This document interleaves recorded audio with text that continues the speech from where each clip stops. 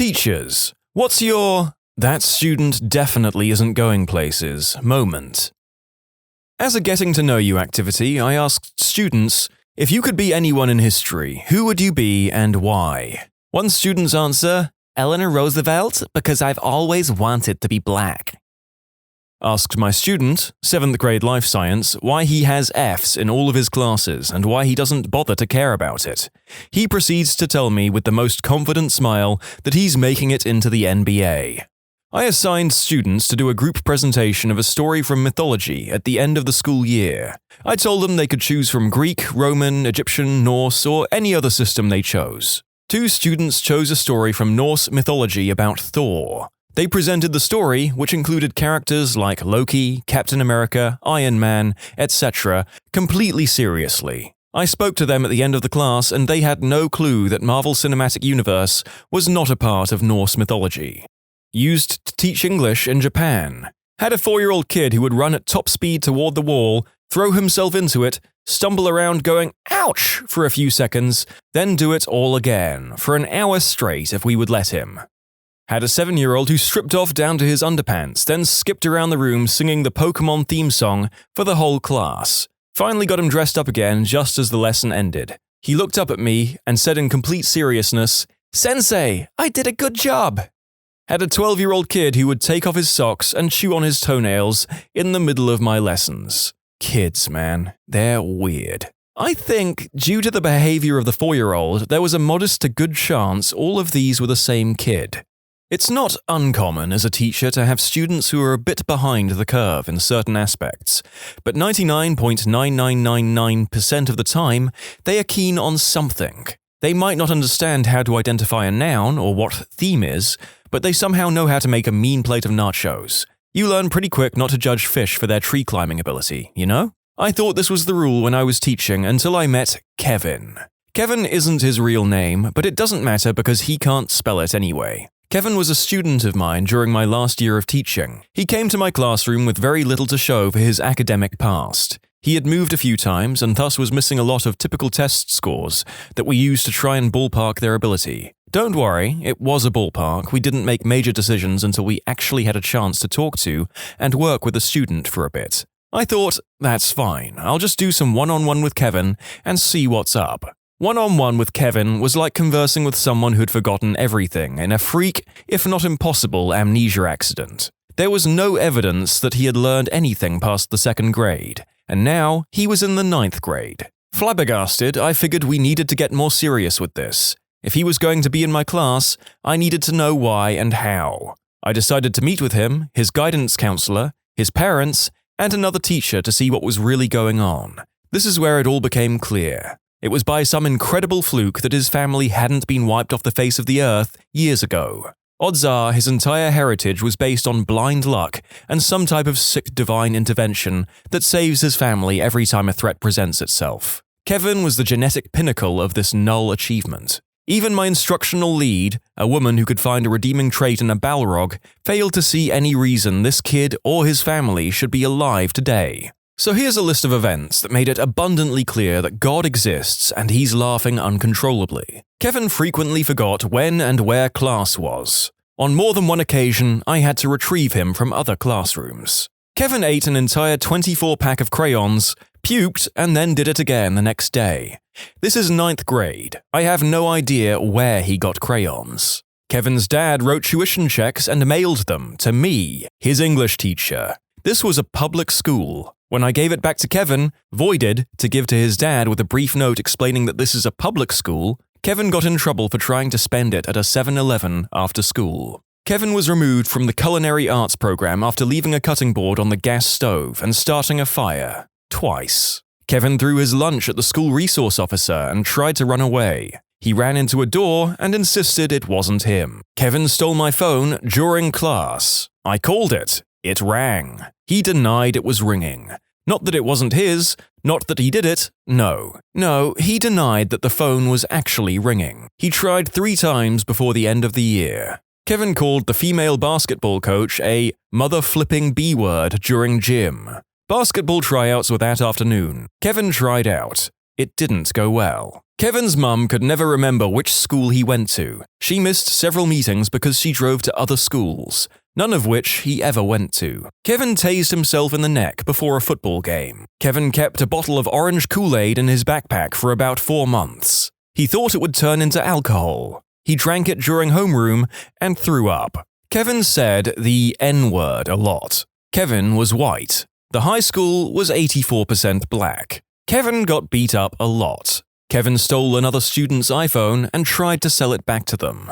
Kevin didn't understand that his grade was dependent on tests, quizzes, homework, classwork, and participation. Kevin finished his first semester with a 3% average. He tried to bribe me with $11. Kevin spit on a girl and said, "You should get out of those wet clothes." The girl was the Spanish student teacher. Kevin didn't know dogs and cats were different animals. Kevin tried to download adult flicks onto a computer in the library, at the circulation desk, while he was logged on. Kevin asked a girl to prom, he was in the 9th grade and freshmen don't go to prom, by asking for her phone number and then texting her his address. Kevin got gum in his hair constantly. Kevin regularly tried to cheat on assignments by knocking the pile over, grabbing one before I had picked them all up, and then writing his name on it wherever there was room. Kevin had several allergies, but neither his parents nor he could remember what they were. They were very concerned that the holiday party,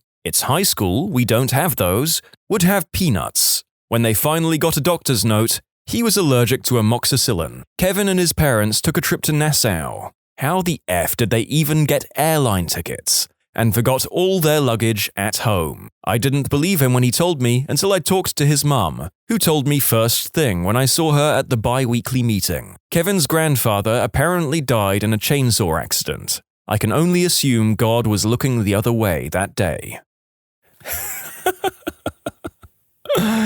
Folks, I would be ashamed to tell you how many takes that story took me because I was just laughing so much. Oh, Kevin, I can only hope that your savings of $11 from the rejected bribe afforded you some small comfort in your life after school. In the last few weeks before the AP exam, I gave my classes a series of practice tests, written by College Board, to take in class under a time constraint to give them practice. One student, let's call him Bill, always tried to cheat in my class. I'd gotten sick of putting in the effort to catch him, and it didn't matter because the entire point of the class was to prepare for the AP exam.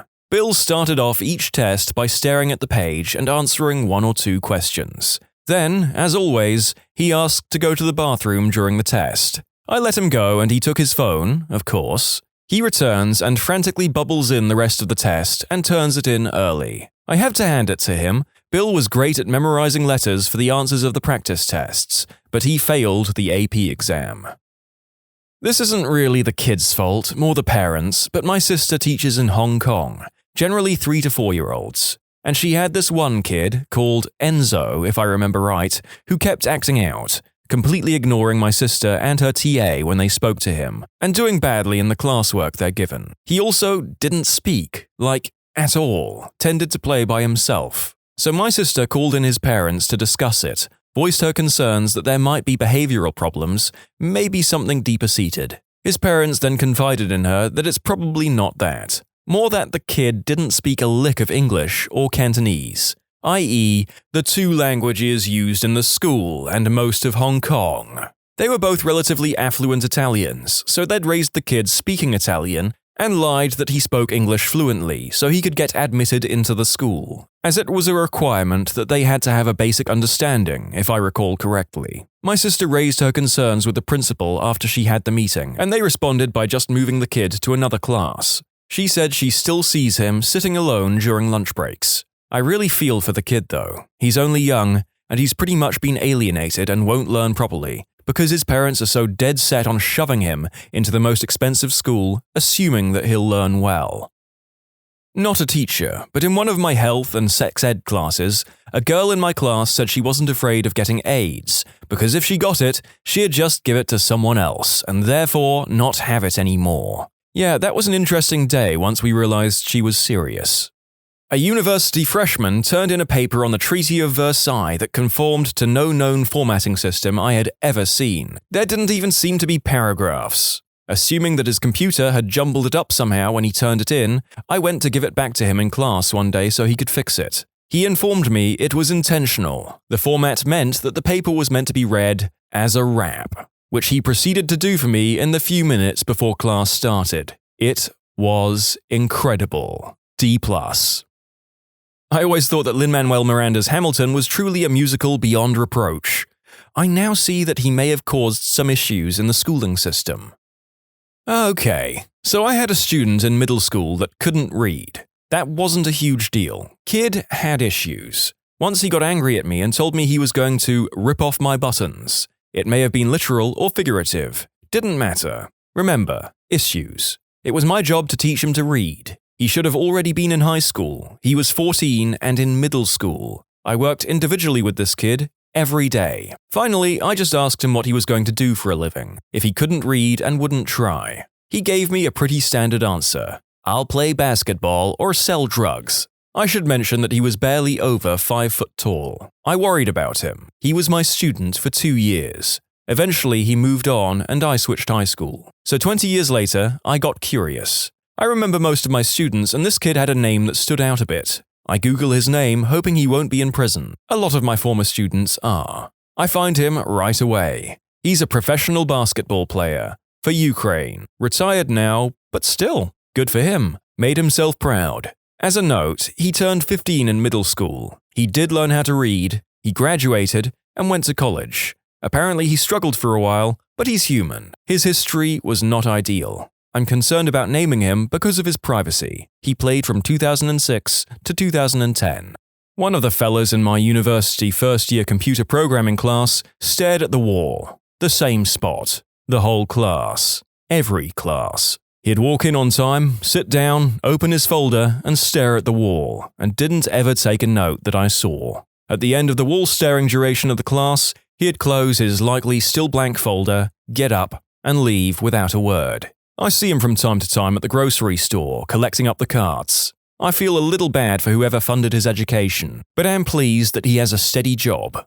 My 8th grade physical science lab partner took the top off one of those oil burners, poured the oil all over our desk, and then lit it on fire. Like on purpose. Did you think it would be less flammable because it's on the table now? Hilariously, even though I was the one who put the fire out and had nothing to do with lighting it, I still got suspended too. I guess the lesson I was supposed to learn was never help put out a fire. Here's one from my mum. The class ate at one of those medieval-themed restaurants on a field trip, and one little brat took advantage of the setting and the overflowing cleavage. He referred to the waitress as his wench, and demanded that she butter his bread, all so she would bend over to better reveal her bountiful bosom. He ordered the turkey legs, then wielded them theatrically like Henry VIII, while thanking the waitress for giving him a bone. When my mum got home, she said he was a sexual harassment lawsuit waiting to happen. I'm late, but I have a winner. The class was an applied math course for high schoolers, and we held a paper airplane design contest. The rule was that you could use anything on the table to make your airplane, and that the person who threw theirs the furthest down the hallway would win.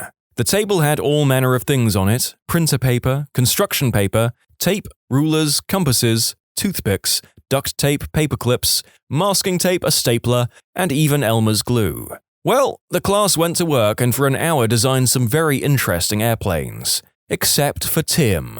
Tim sat quietly and chatted with his friends until about 30 seconds were left to build. Then he went up to the table, grabbed a few things, and sat back down to wait. When it came time to throw, it turned out that his airplane was a piece of paper wrapped around the stapler, while the lighter and more complex planes drifted to the side and landed early or hit the hallway walls. Tim's plane slammed straight into the door on the other side of the hall, with a satisfying clunk. Tim's ridiculous creation beat everyone else out and won the contest easily, while technically obeying the rules of the competition. I hope that guy ends up working for NASA. My other favorite student was a kid who ate a glue stick for $5. He figured it was edible because it said non-toxic. Technically correct, but so wrong. He had to go home due to the uncontrollable vomiting. I'm not sure if he was ever paid the $5.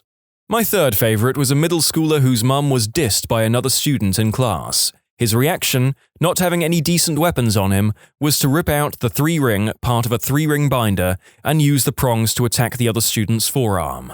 Unfortunately, that kid isn't going anywhere but juvie unless he can help with his anger issues. Too bad, because it was an ingenious improvised weapon, and he probably could have used that creativity some other way.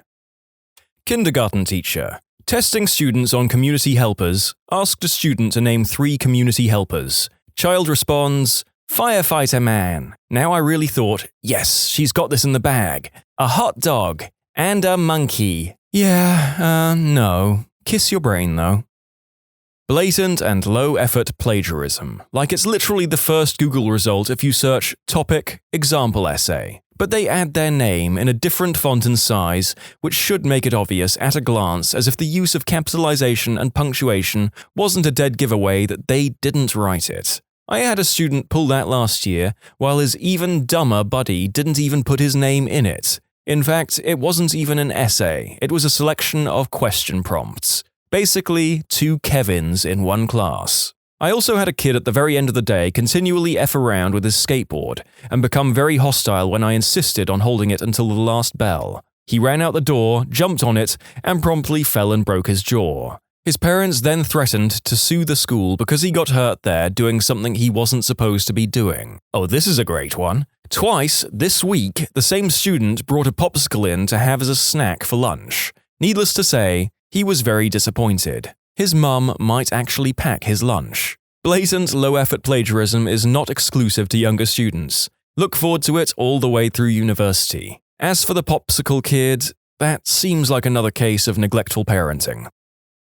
Been a history teacher for 3 months and was teaching about the Middle Colonies and how it was the breadbasket of America. The next day as a warm-up, I ask what the breadbasket is. She rose her hand without her even skipping a beat and starts going off about how I'm so dumb because it's called the chicken basket, where you get your tenders, 2 sides, and it also comes with bread, but that isn't what it's called. This poor girl has a lot more stories. This is just the one that stands out to me the most. Other stories include wondering how Obama was the first black president because she also thought Abraham Lincoln was black. Her reasoning behind it all was that he was really, really tall. Granted, she's also black, so yeah. Along with that, I've had to explain that we did have color back then. She couldn't believe that people before the 1950s still had color as the only TVs and photos were black and white.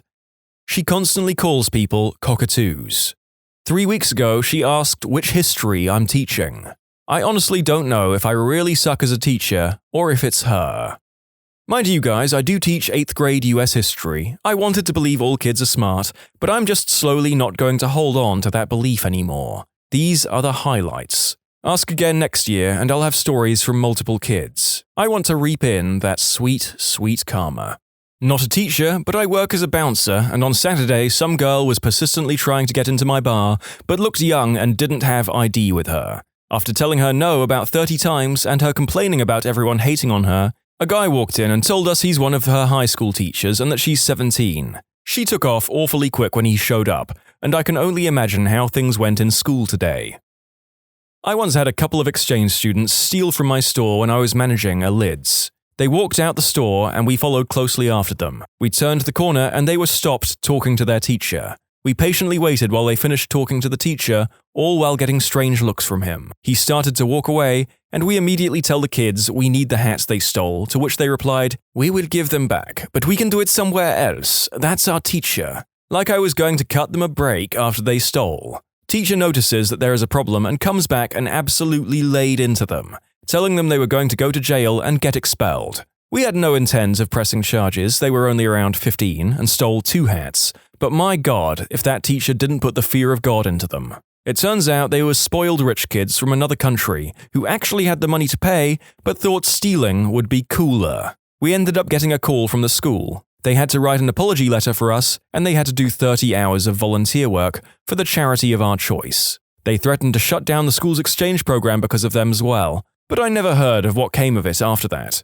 Worked with 3-year-olds. One was crying and pointing at another kid, so I asked what happens. She mostly speaks Spanish but understands English, so I started asking her, "Are you hurt?" "Yes." "Did she hit you?" "Yes." "Did she kick you?" "Yes." Then the other child chimes in, "Nuh-uh, I didn't kick her, I just punched her in the face." My sister is a teacher from a local school. Like many great teachers, she's also responsible for a form group. In this case, a rowdy and rambunctious group of 15-year-olds she'd inherited from a newly retired teacher. Some kids stand out more than others, and not always for the right reasons. The epitome of that rule existed in my sister's form group. She had the misfortune to be called Xena by her Tumblr feminist mother, and Xena herself had followed firmly in her mother's footsteps. She was considered unpopular, and certainly the other kids were unfair and cruel, but she didn't help matters herself. My sister has told many stories of Xena, up to and including the time she spontaneously began speaking in an accent, which sounded like the illegitimate offspring of a Pakistani accent, Irish, and a speech impediment. The accent vanished as mysteriously as it had appeared over the course of the lunch hour. The time she claimed the powers of clairvoyance in chemistry. The kid torching pencils with a Bunsen burner apparently never particularly cared if their great-aunt Doreen wanted to warn them of misfortune. The time she shaved her head and refused to wear her uniform because it was stifling her creativity. The John Cena meme was in full swing, and Xena had earned the nickname owing to her buzz cut and unfortunate head shape. Kids would hum his theme tune upon seeing Xena in the school. A memo was sent around the faculty concerning the matter, but half of the staff were convinced that John Cena was a politician. My sister was running improvisation drills when Xena broke in with one of her prime stories. She was the daughter of a Mauritian man named Jonathan, she said. Her skin was the color of milk, smooth and pale. Jonathan was a man of great importance. She had been born in Mauritius and swiftly smuggled over to the UK with her mother, as a newborn. Born and raised in England, by the way. There was a beat of stunned, awkward silence until a particular crapbag of a child screeched, "John Cena!" and slammed his mate's head into the desk. When you subscribe, make sure to hit the bell to turn on notifications. Put the playlist on in the background to finish listening to all the stories, linked at the top of the description. And if you like Am I the Genius, give Am I the Jerk a shot, linked in the description too. Either way, thanks a lot for watching, and we'll see you guys next time.